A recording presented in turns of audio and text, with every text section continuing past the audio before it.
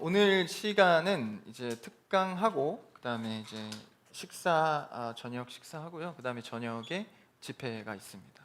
그래서 집회 형식으로 찬양하고 말씀 시간이랑 넘어가서 기도까지 이렇게 할 겁니다.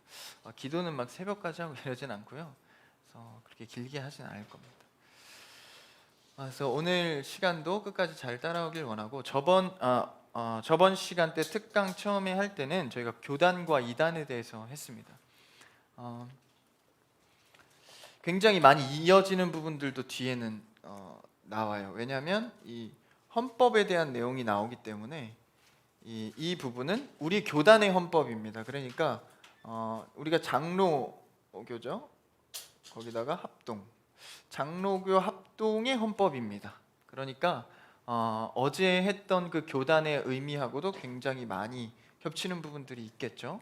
그래서 어제 못 들으신 분들은 영상이 올라오시면 최소 3번 정도는 들으시면서 이렇게 이해를 하시면 됩니다. 근데 어제 특강이 그렇게 어렵진 않았던 것 같아요. 여러분들 얘기를 들어보니까. 그래서 오늘은 어제보다는 조금 수준이 있을 수 있습니다. 왜냐하면 앞에 이 교회론에 대한 내용이 있기 때문에. 그래서 여러분들이 교회와 헌법에 대해서 어제 교단에 대해서 잠깐 살펴봤는데 조금만 한 가지만 짚으면 뭐 이단이야 뭐 그렇고, 교단에 대해서는 우리가 뭘로 구분을 한다 그랬죠? 첫 번째 교리. 벌써 까먹으면 실망스러워요. 두 번째는 정치. 어려운 말 같지만 그렇게 어렵지 않습니다. 성경에 합의된 이론들. 그래서 이게 기독교가 서는 기둥이 되죠, 교리가. 그 다음에 정치는 뭐예요? 공동체를 다스리는 방법. 장로교의 정치 방법은 뭐를 채택해 있죠? 민주주의. 그리고 장로 정치입니다. 그래서 장로 정치가 굉장히 민주적이다라는 얘기를 하면서 다른 교단하고의 비교와 그리고 이단에 대해서까지 살펴봤습니다. 그래서 우리가 이제는 조금 더 근본적인 이런 교단과 교리보다도 조금 더 근본적인 교회 자체적인 교회론에 대해서 우리가 한번 나눠보겠습니다. 제가 어제는 또 금요 예배도 있기도 하고 예배도 있고 해서 옷을 좀 정장으로 입었었어요. 그래서 오늘은 조금 어제가 아니라 제가 요새 이제 다들 아시겠지만 살이 많이 쪘어요. 그게 이 정도입니다. 짜증이 나셔도 참으시고 저는 어쨌든 쪘어요. 한 7kg 가량. 이제 8kg가 육박했어요. 근데 찌니까 옷이 하나도 안 맞는 거예요. 특히 정장은 이제 맞춰놔가지고 몸에 정장 하나도 안 맞는 거예요. 그래서 제일 여유 있는 것도 다 안 맞아요. 그래서 어제 그렇게 입었는데 하루 종일 입고 있으니까 막 여기가 찡겨가지고 집에 갔는데 배가 아파가지고 야, 이거 안 되겠다. 집회까지 하려면 정장보다 좀 편하게 입어야겠다 해서 조금 그래도 예의 있는 그런 면바지 이런 걸 입었는데 그것도 안 맞아. 그래서 내 옷 중에 제일 큰, 이 커 보이죠? 이거 와이드 팬츠라 그러나? 이게 하나 있어요. 제가 이것만 유일하게.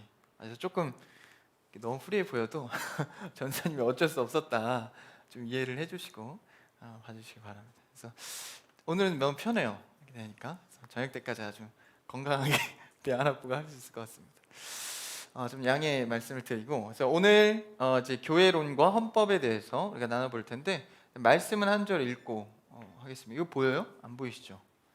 보이시는 분들은 보시고 안 보이시는 분들은 에베소서 1장 20절에서 23절 잠깐 옮길까요?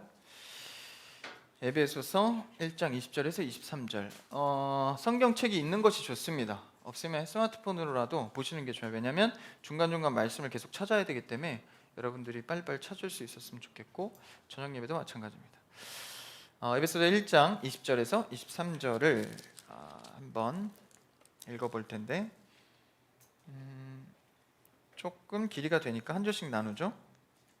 제가 먼저 읽겠습니다. 그의 능력이 그리스도 안에서 역사하사 죽은 자들 가운데서 다시 살리시고 하늘에서 자기의 오른편에 앉히사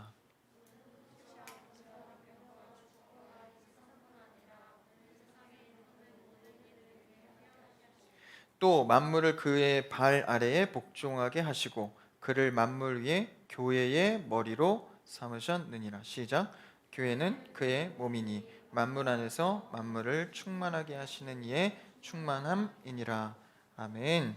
말씀이 은혜가 되죠. 이 교회론인 예수 그리스도와 그리고 교회의 몸된 우리와의 관계를 좀 살펴보도록 하겠습니다.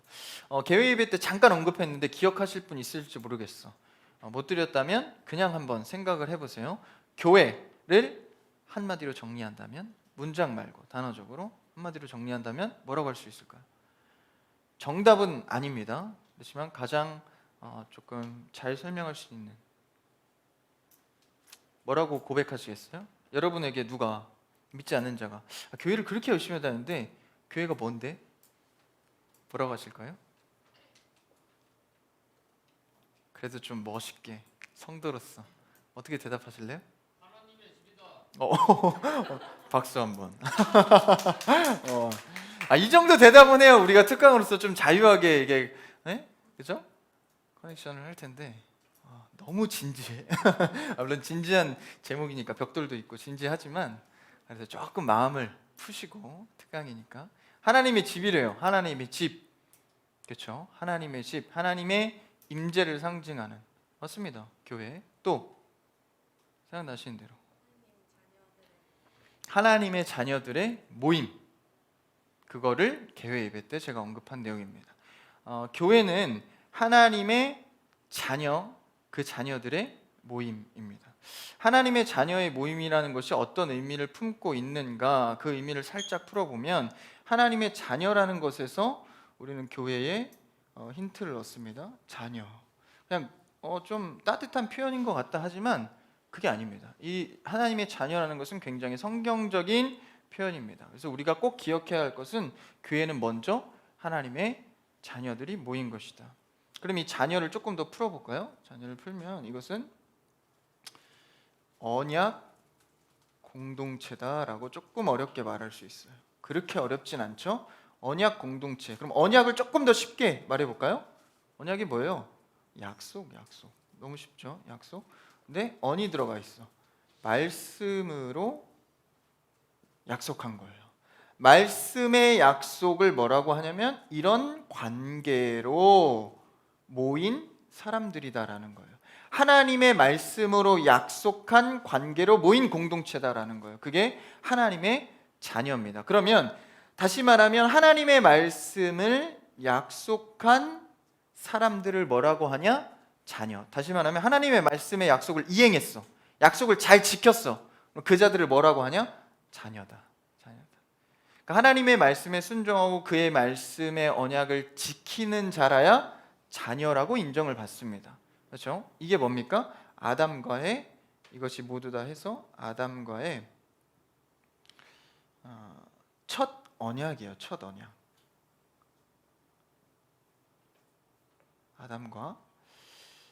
아담과 하나님께서 인간과 첫 언약을 하셔서, 타락하기 전에 어떤 언약 하셨죠?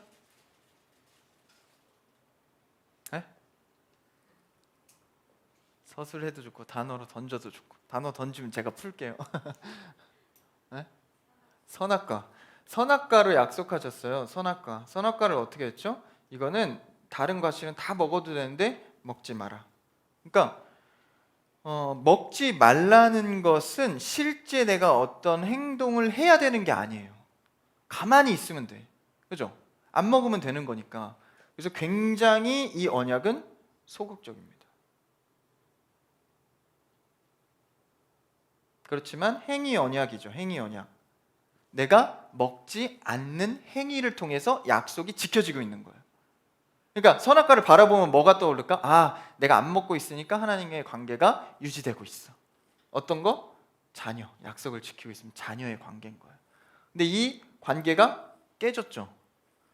이 행위 언약을 소극적인 행위 언약을 적극적으로 배반했습니다. 그렇죠?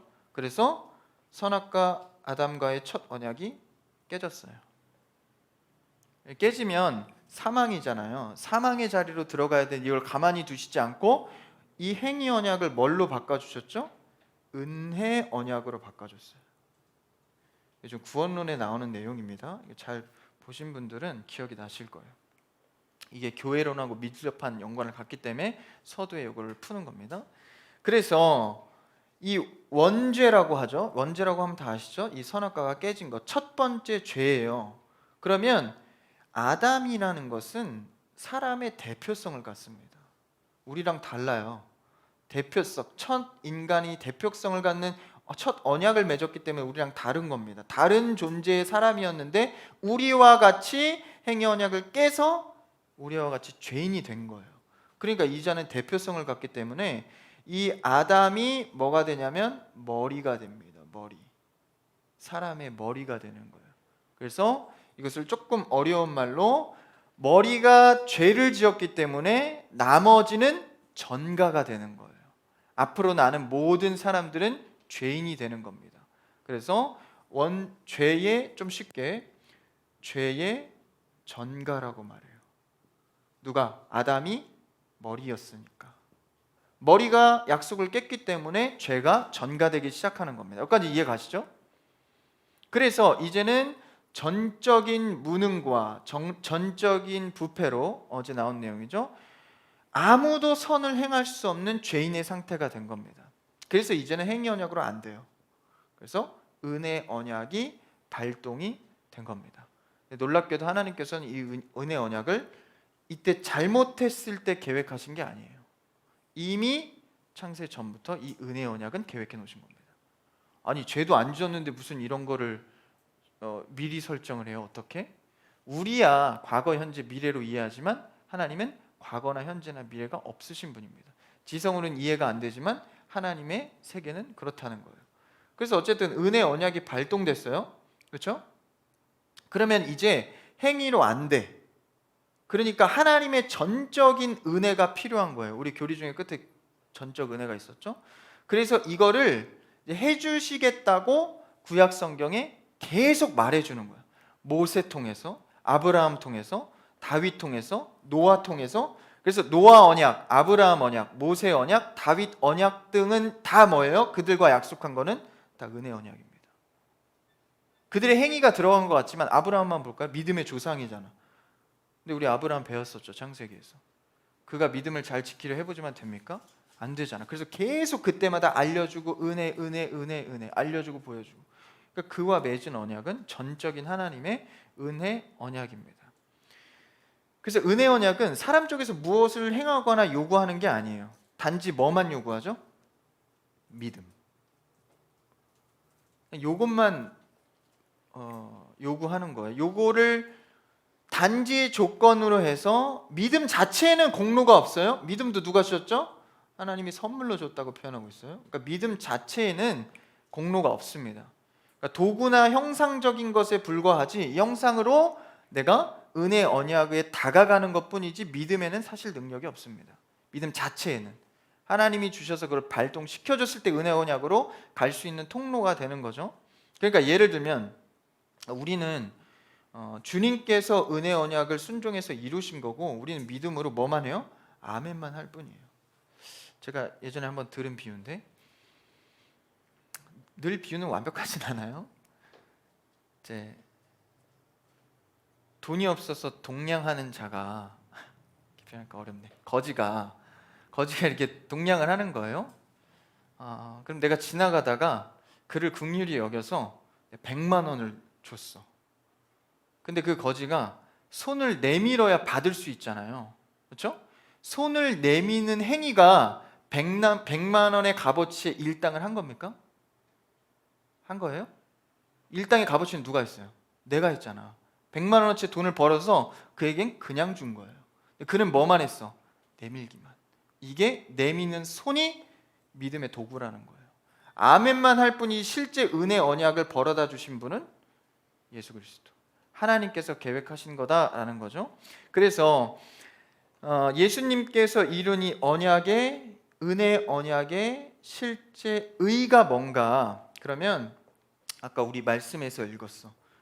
우리의 머리가, 교회의 머리가 예수 그리스도가 되신대. 근데 우리의 머리는 지금 누구죠? 아담이 죄를 지어서 죄가 전가됐잖아요. 근데 이제 예수님께서 새롭게 하신대. 그리스도가 교회의 머리 되셔서 우리가 그 교회로 들어가는 거예요.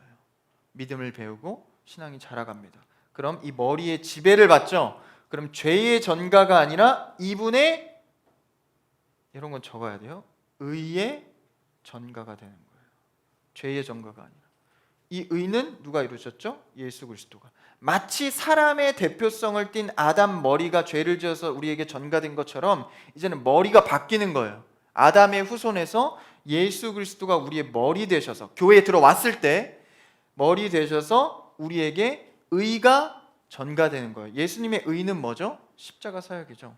그래서 예수님께서 이 행위 언약이 실패했으니까 은혜 언약이 발동되어서 이걸 누가 하세요? 예수님께서. 근데 잘 들어보세요. 좀 헷갈릴 수 있어요. 구원론 때 하신 분들은 쉽겠지만 행위 언약에서는 뭐만 하면 됐어? 소극적.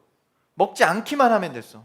먹음을 통해서 죄인이 됐기 때문에 두 가지를 해야 되는 일이 발생합니다. 안 먹은 자로 살아내야 되는 일과 두 번째는 뭐예요? 이걸 죄를 지었기 때문에 죄의 값이 있어요. 그러니까 하나만 지키면 됐을 텐데 그때 잘하지, 잘못해서 두 가지가 발생한 거야. 근데 이거는 한 가지도 못하는데 두 가지가 사람이 하겠어요? 그래서 예수 그리스도께서 대신 이 사역을 하시는 겁니다. 살아내시면 뭐예요? 이 땅 가운데 오셔서 드시고 살아내시고, 그렇죠? 30살 사역하시고 이때까지 죄가 하나도 없이 살아내셨어요. 행위 언약을 이루셨죠. 죄값은 십자가의 대속물로 죽으셨습니다. 이 두 가지의 은혜 언약을 이루신 거예요. 다시 말하면 하나님께서 요구하는 의가 있었어. 처음에 행위 언약 안 됐죠? 은혜 언약, 하나님께서 요구하는 죄값과 살아냄의 문제를 예수님이 이 언약을 이루신 거예요. 그래서 교회를 만드셔서 머리가 되셔서 이 의를 우리에게 전가시켜주는 겁니다. 그러니까 교회라는 도구는 교회의 머리 되셨기 때문에 교회로 들어오지 않고는 이 의가 전가되지 않는다라는 거예요. 그러니까 교회는 주제가 하나님의 방식이다라는 거예요. 다른 곳에 가서 뭐 내가 무슨 깨우쳐 갖고 예수 그리스도의 의를 받아요? 불가능하다는 거예요. 그만큼 교회는 사람의 고안물이 아니라 하나님의 방식으로 세우셨다라는 거예요. 그러니까 이 교회가 얼마나 우리에게 중요한 의미를 주는지 우리가 배우고 알아야 합니다. 그래서 여기서 이 하나님께서 은혜 언약을 펼치신 게 이 대속의 은혜를, 그렇죠? 대상은 누구예요? 주의 자녀들에게. 이건 방법이죠. 방법. 이건 대상. 그리고 이루실 분이 누구예요? 예수 그리스도. 누가 할 거냐?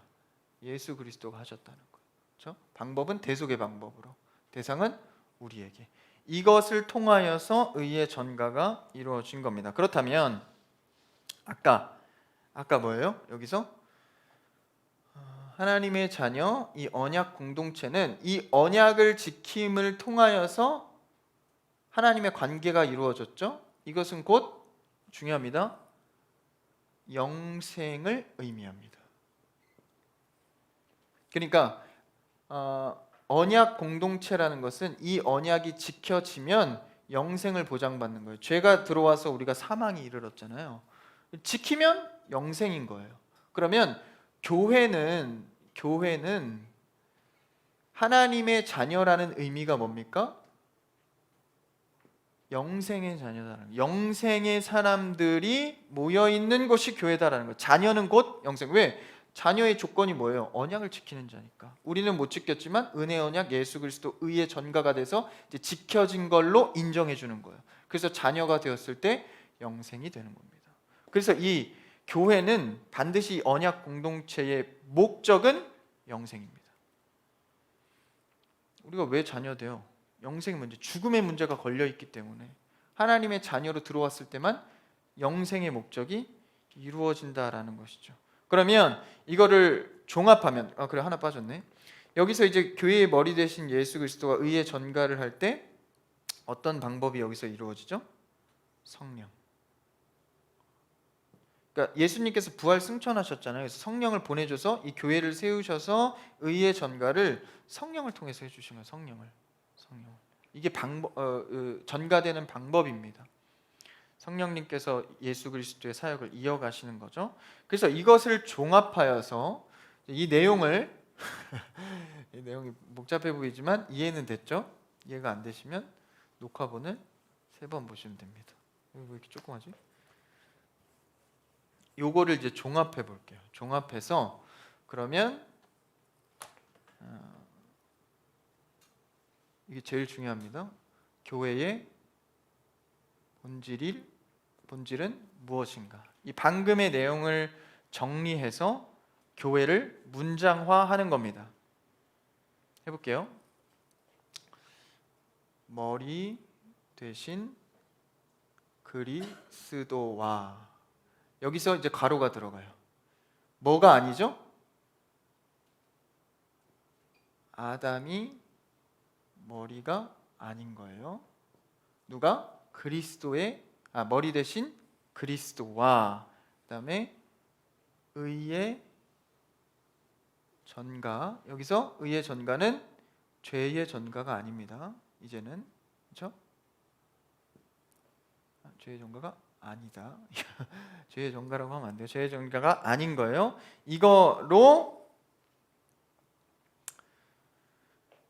그리스도의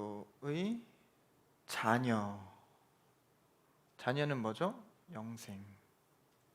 자녀가 된 무슨 공동체? 언약의 공동체. 말이 좀 어렵죠? 조금 더 쉽게 풀면 성도의 연합체라고도 합니다. 성도의 연합체. 그리고 우리가 배운 걸로 하면 의의 전가 공동체. 이걸로 하시죠. 언약 공동체 말고 성도의 연합 공동체. 성도의 연합체. 그리고 이거를 의의 전가 공동체라고도 한다. 이렇게 정리하면 돼요. 이렇게 하면 교리적으로 이상 없는 교회의 본질을 설명하는 겁니다. 제가 읽어볼게요. 머리 대신 그리스도와 의의 전가로 그리스도의 자녀가 된 성도의 연합체. 이거보다 완벽하게 구성할 수 있는 사람은 저를 찾아오십시오. 제가 구성한 건 아니에요. 우리의 교단에서, 그리고 신학적으로 칼빈주의에서 우리가 이렇게 정리를 할 수 있습니다. 여기까지 이해를 하셨다면 사실 교회론은 끝이에요. 사실 교회론은 여기까지만 정확히 여러분이 이해를 한다면 교회론에 있어서는 오류가 없습니다.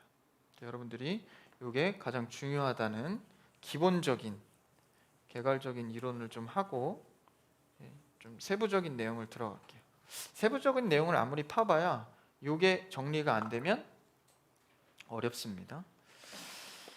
자, 그러면 우리가 조금 본격적으로 이제 교회에 대해서 살펴보면, 그럼 이거를 토대로 교회는 지체의 교통이 앞서는 게 아닌 겁니다. 다시 말하면 성도 간 서로 교제하고 지체가 서로 교통하고 은혜를 나누는 게 앞서는 게 아닌 거예요. 이게 먼저 돼야 되는 거예요. 그러니까 교회의 성도라면 그리스도와의 연합이 앞서야 되는 겁니다. 내가 교회 안에서 머리 대신 그리스도를 고백해요? 의가 전가됐다는 믿음이 있어요? 자녀로서 확신이 있습니까? 이걸 먼저 정리해야 되는 거예요. 근데 순서가 뒤바뀔 수는 있어요. 먼저 교제 먼저 하고 친해지고, 그렇죠? 봉사도 하고 막 하다가 요걸로 올 수는 있지만 요거를 배제할 수는 없다는 거예요. 반드시 요 기준 안에서 사실 요게 먼저 되는 게 가장 정상적이겠죠. 그래서 성도와 그리스도와의 연합이 앞서야 한다. 즉 거꾸로 할 수 있지만 최대한 빨리 이 해결을 봐야 됩니다. 이 해결을 못 봐서 유년부 그냥 지나가고 초등부 지나가고 청소년 지나가고 청년이 되고 30살이 넘어 결혼까지 해서 계속 신앙생활 해왔는데 이 고백을 잘 몰라. 그러니까 신앙이 어려운 거예요. 교회 안에서 그리스도와의 연합이 없이 예배를 드리려고 해봐요. 얼마나 힘이 듭니까? 매주 피곤해 죽겠는데. 영혼 없이 봉사하는 자들 있죠. 그냥 이끌려서 끌려다니다. 이 고백을 자꾸 찾아야 합니다. 회복해야 합니다. 그래서 교회는 하나님의 백성, 자녀. 그 자체를 뜻하고 그리고 이 모임을 말하기도 합니다. 그러니까 예수 그리스도가 머리 되셨다는 고백이 제일 중요해요. 그래서 그 안에서 우리는 뭐 합니까? 그리스도의 머리 되신 교회에서 자라간다. 이 표현이 굉장히 중요해요. 우리는 그리스도 안에서 어떻게 해요? 자라가는 겁니다. 예수 그리스도가 계속되는 사역이 바로 교회예요. 성령님을 보내셔서 예수 그리스도의 사역이 연장되고 있는 거예요. 그럼 교회를 통해서 예수 그리스도의 사역은 늘 확장이 됩니다. 예수님이 처음엔 혼자 다니셨어요. 누구를 부르시죠? 12제자를 부르시죠. 12제자를 통해 사도들을 통해서 교회를 세워요. 수백 수천만의 사람이 지금까지와 수많은 제자를 양성했습니다. 예수님의 사역은 지금도 계속되고 있는 거예요. 확장형으로. 그렇죠? 너희는 나보다 더 큰 일을 할 거야. 그래서 우리는 자라감입니다. 그러니까 교회는요 늘 자라가야 돼요. 그러니까 성도가 많이 모인다 뭐 이거를 의미할 수도 있지만 그거 외에도 우리가 스스로도 계속해서 자라감이 있어야 합니다. 멈춰 있다면 이 고백을 다시 회복해야 하는 것이죠. 그래서 하나님이 십자가 사역처럼 구원받는 자들 날마다 더하셔서 교회라는 시스템을 만드셔서 그 속에서 하나님의 방식대로 그들을 자라가게 한다라는 것이죠. 그래서 하나님이 아버지가 되신다면 아버지의 역할에 가장의 역할을 하신다면 교회는 어머니의 역할을 수행합니다. 돌보고 그렇죠? 먹이고 디테일하게. 그래서 교회를 어머니의 역할로도 표현을 해요.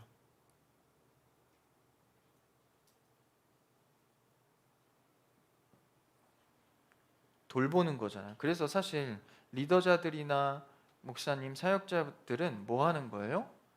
말씀 정하고 시키는 거예요? 명령하고? 그게 아니라 돌보는 겁니다. 잘할 수 있도록. 목자라고도 하죠. 양을 돌보는 목자.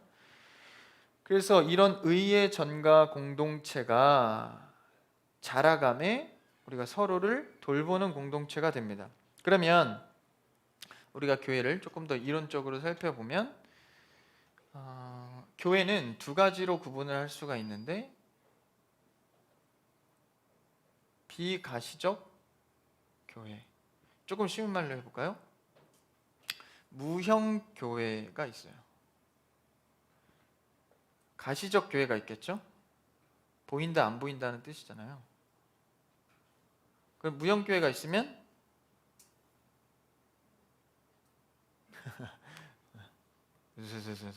유형 교회가 있죠. 안 보이고 보인대요. 뭔 차일까요? 쉽게 말해서 이거는 교회의 개념이라고 할 수 있겠고, 요거는 지역 교회라고 할 수 있겠네요. 그렇죠? 하나님께서 교회라는 방식을 통해서 예수 그리스도의 사역을 이어가시잖아요. 그 교회 자체 의미를 비가시적 교회라고 하고, 가시적 교회는 뭐예요? 크리스찬 교회, 건물적인 교회, 보이는 가시적 교회를 말하는 거예요. 그런데 어디에 종속돼요? 지역 교회는 이 비가시적 교회에 종속되는 겁니다. 그러니까 그 교회의 개념으로 이 크리스찬 교회는 세워진 거예요. 말씀을 건강하다는 조건 하에. 그렇죠? 이 교회는 비가시적 교회에 종속되는 거예요. 그렇지만 이 가시적 교회만 놓고 봤을 때 이 지역 교회는 없어질 수 있다 없다. 없어질 수 있다 없다. 크리스찬 교회가 없어지다뇨? 네? 없어질 수 있는 거예요. 지역 교회는 타락할 수도 있고 변할 수도 있고 합병될 수도 있고 여러 가지 교회로 변할 수 있는 겁니다.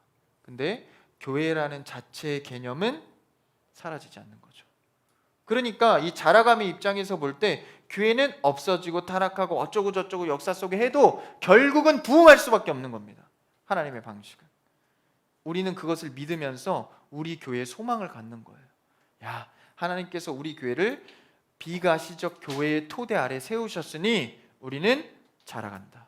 자라간다. 그죠? 성도는 지역 교회가 무너져도 자라가는 겁니다. 자라가는 겁니다. 그 개념으로 갈 때 이 교회가 든든하게 오히려 세워져 갈 수 있는 것이죠. 근데 이 비가시적 교회를 생각하지 않고 가시적 교회에만 집착하다 보면은 문제가 발생하죠. 중세교회. 이 중세교회가 타락해서 뭘 했죠? 종교 개혁이 일어났잖아요. 누가 처음에 이걸 일으키죠? 루터가 일으키잖아요. 이 정도는 그래도 아시죠? 그다음 이제 다음 세대들은 뭐 칼빈이나 이런 사람들이 나오는데, 이 종교 개혁을 할 때 중세 교회가 타락을 한 이유가 뭐냐면 이 비가시적 교회에 대한 인지가 약했던 거예요. 지역 교회에 대한 집착만을 강조한 겁니다. 그러니까 이 교회의 사제나 이런 성직자들이, 우리는 성직자라고 표현은 안 해요. 이런 성직자들이 어떤 권한까지 가졌냐면 머리 대신 그리스도와 같은 권한을 가진 겁니다. 원래 비가시적 교회의 개념은 누가 만들었어요? 하나님이, 예수 그리스도의 머리 만드셔서 하나님이 만드신 거잖아요. 이 개념 속에 열로 들어와야 되는데 이게 잘린 거예요. 그냥 여기 가시적 교회만 생각하다 보니까 머리 대신 그리스도와 여기서의 성직자가 동일한 권한을 갖기 시작한 겁니다. 그래서 성도들을 명령하고 옥죄고, 그러다 보니까 당연히 타락이 올 수밖에 없어요. 인간이기 때문에. 인간이 머리가 되다 보니까. 그러니까 그리스도와 같은 중보자의 역할을 한 거죠. 비성경적인 가르침을 한 겁니다. 그러니까 지상교회, 지역교회를 비가시적을 품지 않고 했을 때는 그리스도와 같은 머리가 사람이 될 수 있다라는 거예요. 그러니까 그리스도보다 교회가 먼저 된 겁니다. 이해하세요? 지역 교회가 먼저 될 수 없어요. 그리스도가 먼저 돼야 됩니다. 할렐루야. 그리스도가 먼저 된 교회가 되어야 타락하지 않습니다. 자신의 욕심, 자신의 비전, 자신의 꿈을 이루기 위해 교회를 사용하지 마십시오. 예수님의 꿈이 뭔가 우리는 들으러 와야 합니다. 그래서 내 꿈을 진단받고 교회 안에서 검증받고 주 앞에 응답받는 것이죠. 그래서 그리스도보다 교회가 먼저 된 거예요. 그래서 예수 그리스도의 은혜보다 사제를 통한 중보 기도를 받고, 그래서 이것을 말씀적으로 개혁한 게 바로 이 종교 개혁입니다. 그래서 말씀으로 돌아가자. 말씀에 보니까 교리가 이래. 이걸로 개혁한 겁니다. 이걸로. 그래서 가시적 교회는 반드시, 가시교회 오늘날 기성교회죠. 크리스찬 교회 같은 교회는 반드시 세 가지의 합당한 일을 해야 합니다. 첫 번째, 이건 적으세요. 말씀의 순수한 선포. 교회는 반드시 이걸 해야 돼요.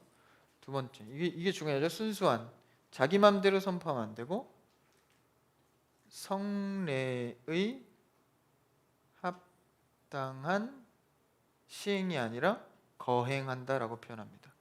그래서 성례가 뭔데요? 세례와 성찬. 세례와 성찬, 특히 성찬이 굉장히 중요합니다. 예수 그리스도의 피값으로 우리가 구원을 받았다는 공동의 고백을 같이 하는 거예요. 이것도 인간이 만들어낸 게 아니라 누가 하셨죠? 예수님이 최후의 만찬, 제자들에게 떡을 떼서 여긴 생명의 떡이야. 이건 내 피값이야. 그래서 우리는 한 공동체를 고백하는, 선언을 한 장면입니다. 방법입니다. 그게 성찬이잖아요. 예수님의 방법을 따라서 우리 공동체 고백을 하는 겁니다. 성례에 합당한 거행을. 성찬을 못 하고 있죠. 코로나 때문에. 빨리 회복돼서 성찬을, 거행을 반드시 해야 됩니다. 세례 역시 마찬가지죠. 세 번째는 권징의, 이것도 합당한, 이건 시행. 권징이 뭘까? 잘못되면 옳은 길로 가르치고, 때로는 법적으로 치리해서라도 올바르게 세워갈 의무가 있다는 거예요. 교회는. 그러니까 뭐 웬만하면 거의 다 이해하고 사랑하지만 좋은 게 좋은 거는 아닙니다. 교회가 잘못된 게 있으면, 진리에 어긋난 게 있으면 권징할 수도 있어야 돼요.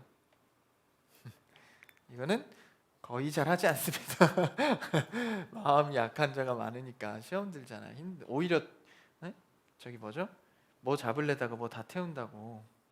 그렇지만 뭘 알아야 돼요? 우리의 의무로 있다, 자리하고 있다를 알아야 되는 겁니다. 그래서 비록 결점이 있더라도 우리가 교회, 이 시행을 하고 있는 교회를 떠나서는, 심지어 어떤 학자는 어떻게까지 말하냐면 교회를 떠나서는 구원은 없다. 저는 이 진리라고 봅니다. 왜? 하나님이 아까 요거 봤잖아요. 의의 전가를 위해서 예수 그리스도를 교회에 머리 세우셨다는 거예요. 이런 공동체는 유일무이합니다. 어디서 찾을 수 있어요? 없어요. 유일성입니다. 그러니까 교회를 통하지 않고는 구원도 없는 거예요. 의의 전가가 없으니까. 좀 표현이 너무 과격하잖아. 누구한테? 시험 들어서 교회 떠나는 사람한테 교회 외엔 구원이 없습니다. 지옥 갈 거예요? 빨리 오세요. 이렇게 할 수 없잖아. 너무 과격한 표현이니까 쓰진 않지만 진리의 입장에서 이론적으로 풀자면 그렇다는 거예요. 그러니까 교회가 우리에게 얼마나 큰 의미로 우리가 다니고 있고 교회에 예배 드리고 있는 건지를 알아야 합니다. 그래서 교회를 뭐 나간다거나 혹은 교회를 옮기는 문제는 그렇게 쉬운 문제가 아닙니다. 여러분, 교회를 삶의 중심으로 놓고 다니고 있다면 교회를 옮기거나 그만두거나, 물론 이제 옮기는 경우는 특별한 사정들이 있잖아요. 그러면서 신앙을 잘 영위해 가면 괜찮지만 옮기거나 그만두는 행위는 그렇게 쉬운 문제가 아니에요. 직장 하나도 그만두려면 쉽나? 직장은 요새? 어렵잖아요. 이직 한번 하려 해도 수많은 고민을 하고 그러다 또 1년 가고 또 1년 가고, 뭐야 이거 평생 직장이야? 어떻게 되는 거야? 내 소망은 퇴사이지만 하지 못하는 왜 그래요? 삶의 중심이잖아요. 돈 버는 거, 행위들. 하물며 교회는 어떻겠냐라는 거죠. 자, 그러면 이제 이러한 부분들은 이거 지우질 못하겠네요. 이거 지우기가 싫어. 안 지워야지. 자, 기지개를 좀 펴시고 이것만 하고 쉴게요. 카메라 괜찮아요? 배터리? 네, 이것만 하고 쉴게요. 뭐만 할 거냐면 교회에 그럼 조금 더 나아가서 속성, 조금 더 이론적이죠? 교회의 속성이 무엇인가 크게 네 가지로 구분합니다. 잘 들어야 돼요. 이제는 여기서 이제 졸릴 수 있어요. 아카데믹하게 나갈 거기 때문에 좀 이렇게 주의 깊게 듣기 바랍니다. 첫 번째는 가장 중요해요. 교회는 유일성을 갖고 있습니다. 유일성. 아까 말했죠? 교회라는 모임은 다른 어떤 모임으로 대신하거나 필적할 수 없습니다. 존재 자체가, 개념, 하나님의 방식 개념 자체가 이런 개념을 설치해 놓은 모임은 유일합니다. 교회가. 그러니까 언약의 새 머리가 되신 예수 그리스도로 대리적 속죄를 통해서 그 공로가 성령으로 전가받아서 한 믿음의 공동체가 되는 것, 이 교회가 유일하다는 거예요. 유일성. 그래서 우리는 유일하다고 해서 실제 뭐 크리스찬 교회가 유일하다 이게 아니라 비가시적 교회 입장에서 유일하다는 거예요. 교회라는 것은. 그러니까 우리가 교회나 교단이 달라도 뭐는 같아요. 교회가 유일하다는 입장을 갖기 때문에 한 아버지에게 찬양을 드리고 있는 거예요. 어느 교회든지 그게 같다는 거죠. 그래서 목자이신 예수 그리스도 말씀으로 가르침을 받죠. 이것도 유일하죠. 성도가 서로 화목해 가는 것, 유일성을 갖고 있는 겁니다. 하나이다라는 거죠. 요한복음 말씀 한번 볼까요? 요한복음 17장 21절 있나? 없나? 요한복음 찾아서 갑시다. 요한복음 17장 21절 읽어볼까요? 같이 시작. 아버지요.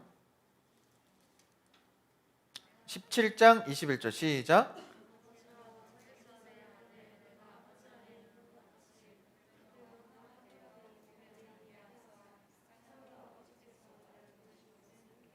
이게 바로 유일성에 대한 얘기입니다. 하나이다. 그리스도의 몸으로서 하나이다. 예수 그리스도께로 자라간다. 그러니까 우리의 신앙 고백은 다 같은 거예요. 교단이 달라도 우리의 예수 그리스도에 대한 신앙 고백이 같아야 합니다. 조금 표현이 다를 수 있어도 같아야 돼요. 그래서 뭐예요? 사도신경 하잖아요. 뭐 하기 위해서? 신앙 고백을 갖게 해서 이 유일성을 유지하기 위해서. 근데 이것에 벗어난 교단들이 있을 수 있어요. 수정해야죠. 수정해야 됩니다. 말씀이 그렇지 않기 때문에. 신앙 고백이 같고, 그리고 반드시 뭐가 있어야 되냐면 공예배가 있어야 됩니다. 주일 2부 예배, 주일 3부 예배, 저녁 예배, 수예배, 금요 예배. 즉흥적으로 모인 거 말고, 이런 수련회 예배 이런 거 말고 공예배가 교회는 반드시 있어야 돼요. 이게 유일성을 건강하게 그리고 지켜주는 겁니다. 공예배가. 그리고 뭐가 있어야 되냐면 그 유일성에는 직분, 성경에서 말하는 직분자가 있어야 됩니다. 그래서 이걸 토대로 우리는 이 교회가 유일성이 있는 것을 확인하는 겁니다. 그렇죠? 유일성. 그 다음에 두 번째 속성 중에 이것도 굉장히 중요하겠죠. 거룩성. 교회는 내가 원하든 원치 않든 거룩성을 띠고 있습니다. 교회 자체가.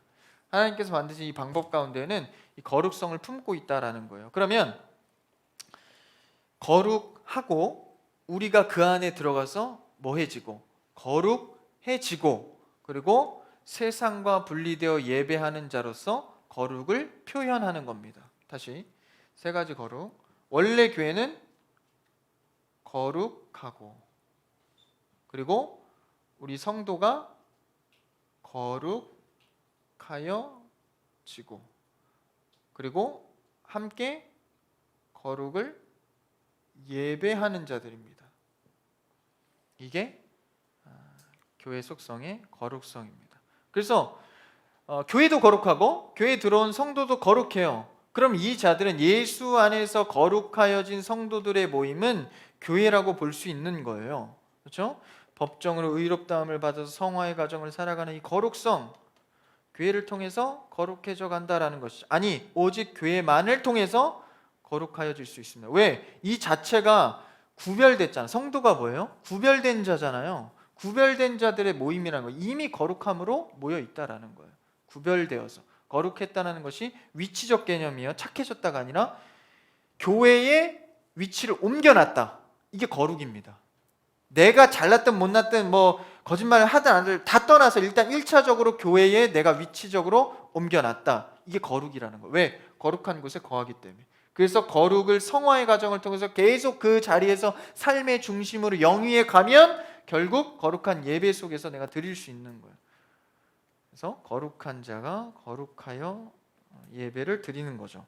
그래서 이것도 이제 비가시적인 교회와 연관성이 있죠. 그렇죠? 교회라는 개념 속에서. 그래서 우리 이 거룩성을 가진 이 성도들은요 품격이 달라야 돼. 품격이. 예를 들어서 우리 직업에 따라서 그 품격이 다르잖아요.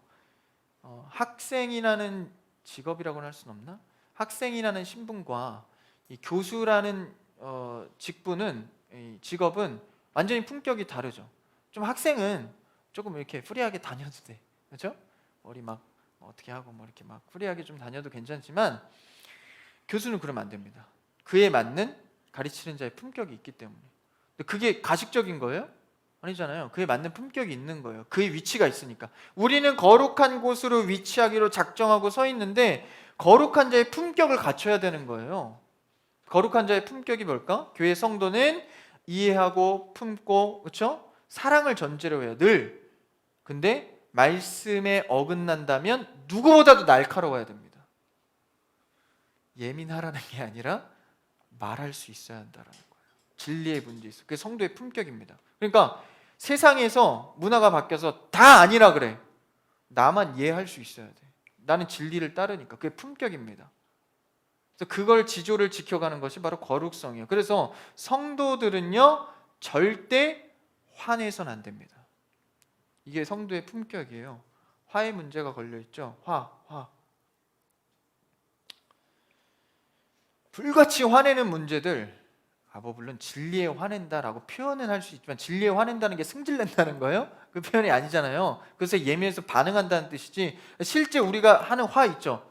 막 짜증내고 예민하고 이게 성도의 품격에 안 맞는 행위예요. 화 안 내고 어떻게 살아요?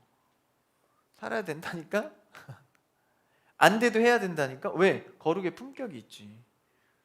그래서요 제가 좋아하는 목사님 중에 그 목사님이 이런 간증을 하시더라고. 자신의 아버지도 이제 그 목사님이셨대요. 근데 이제 교회는 분란들이 커갈수록 분란들이 생기잖아요. 그래서 교회가 엄청 부흥하면서 그 교회에 분란이 생긴 거예요. 그러니까 분란이 생겨서 막 장로님들을 필두로 막 파가 갈라진 거예요. 예배 드리는데 막 고성방가하고 소리 지르고 예배를 방해하고. 그러니까 그때 당시 이제 아들이었죠. 뭐 저보다도 훨씬 어린 20대였던 혈기왕성한 때에 그 모습을 보고 너무 화가 난 거예요. 목사님 말씀을 전하고 있는데 막 자기들끼리 소리 지르니까. 그래갖고 이제 아들들은 늘 이제 방송신이나 이런 걸 하는 것 같아요. 그분도 뒤에서 스텝을 하고 있었대. 그러다가 그 모습이 너무 화가 나서 소리를 정말 엄청 큰 소리로 지금 이게 뭐 하시는 겁니까? 소리를 지르고 장로님 이러셔도 됩니까? 갑자기 싸해진 거야. 어린 놈을 싸해진 거야. 너무 소리를 크게 지르니까 화가 난 거죠. 그리고 어찌어찌 지나가고 나서 이제 집에 왔는데 아버지 되신 목사님이 그런 얘기를 하시더래. 네가 앞으로 일생 동안 목회를 할 건데 오늘로써 화내는 건 마지막이다. 이해는 한다. 그런데 목회자는 화를 내면 그 순간 사역은 끝이라고 봐야 된다. 너무 세잖아요. 근데 제가 이 말씀을 보고 묵상하는데 그 이해가 되더라고. 거룩의 품격 있는 자들은 아무리 화나는 일이 있어도 오히려 돌아서 기도해야 됩니다. 화도 못 내요? 그게 거룩의 품격이라는 거예요. 위치를 옮겼으면, 아니면 위치를 다시 세상으로 사망의 자리에 옮기고 화내든가. 옮겼으면 화의 문제는 해결하셔야 됩니다. 다혈질 이런 걸로 여러분을 묶지 마세요. 나 다혈질에서 화낸 건데 거짓말하지 마. 그런 거짓말 좀 하지 마. 그렇죠? 이 문제는 여러분이 갖고 계시다면 해결하셔야 됩니다. 저도 가끔은 속에서 막 이게 화가 날 때가 있어요. 어떨 때냐면 무수히도 제가 노력하고 가르치고 신앙은 이런 거다 했지만 어떤 약한 자가 시간이 지나도 잘하질 않아. 나한테 이상한 소리를 해. 뭐가 올라와요. 아마 얘인 것 같아. 이 올라온 걸 내가 표현하지 않아서 모르겠지만 아마 얘로 저는 짐작을 해요. 그럴 때가 꽤나 있다는 거죠. 그것을 훈련하지 않으면 나는 거룩한 공동체로서 이 문제에 대한 고백을 자꾸 상기하지 않으면 이 화가 자꾸 올라와요. 이걸 바꿔야 합니다. 거룩한 공동체로서 그 품격은 뭡니까? 사랑을 전제로 이해하고 품는 것. 그게 바로 교회의 거룩성입니다. 거룩성을 회복하는 여러분들을 축복합니다. 아주 중요해서 좀 길게 했어요. 자, 세 번째, 보편성. 대치되는 것 같아요. 유일성이랑 보편성이랑. 근데 하나도 대치되지 않습니다. 이 보편성은 누구든지 주의 이름을 부르기만 하면, 로마서 10장이죠. 가볼까요? 로마서 10장 12절에서 13절.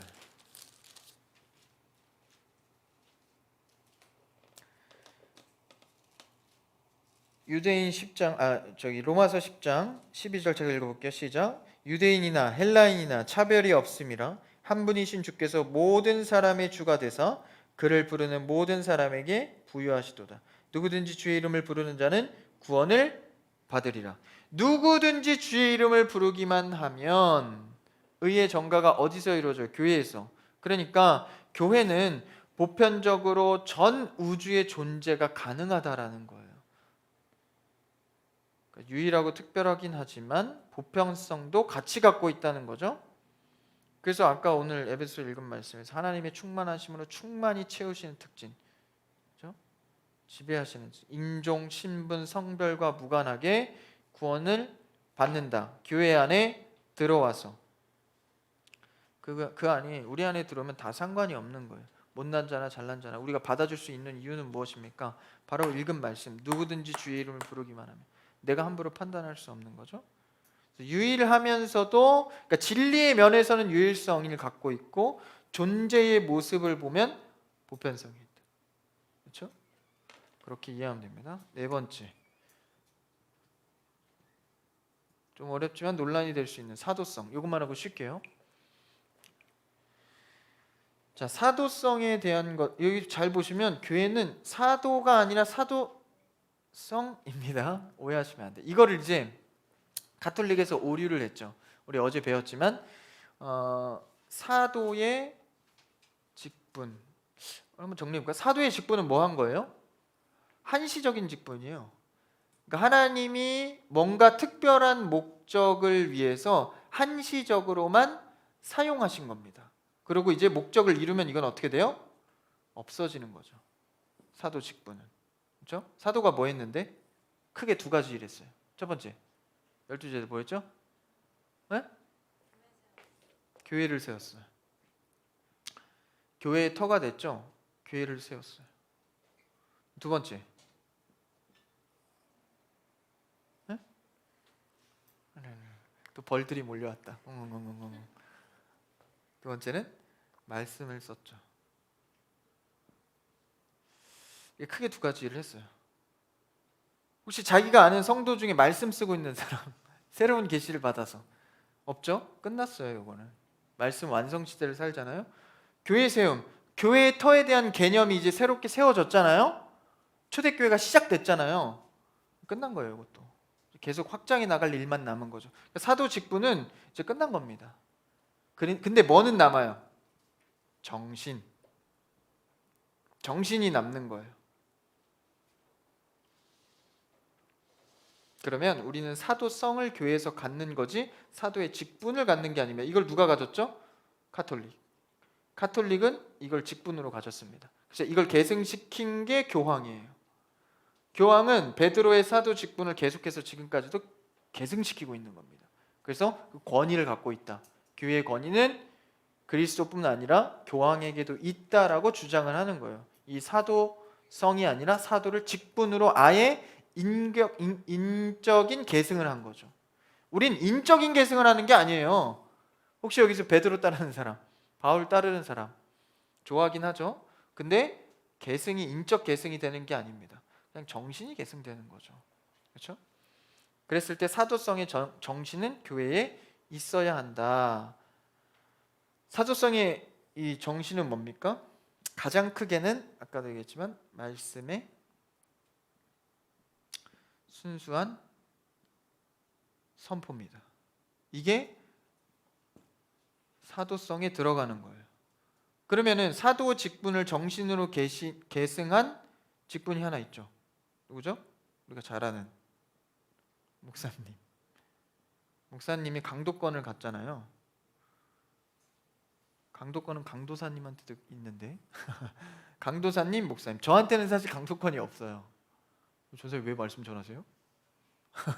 헌법적으로 목사님의 허락하에는 전도사는 말씀을 전할 수 있습니다. 이거 이따 헌법에서 할 건데 큰일 날 뻔했어. 전도사님 어떻게 말씀을 그럼 불법이 아닙니다. 어쨌든 이 직분이 계승된 거예요. 정신으로 사도 직분. 그래서 신사도 운동 아시죠? 이게 비슷한 거예요. 천주교식으로 신사도 운동, 계시에 대한 새로운 발견, 막 이런 거. 신사도 운동은 이단입니다. 정확히 이단이에요. 이단성이 아니라 이단입니다. 이런 문제 때문에 우리는 사도성을 갖는 거죠. 그래서 말씀의 순수한 선포가 이루어지는 거예요. 그래서 사도성은 복음 선포, 그러니까 가르치는 일, 배우고 가르치는 일, 이것이 교회에 반드시 있어야 돼요. 이 사도성이.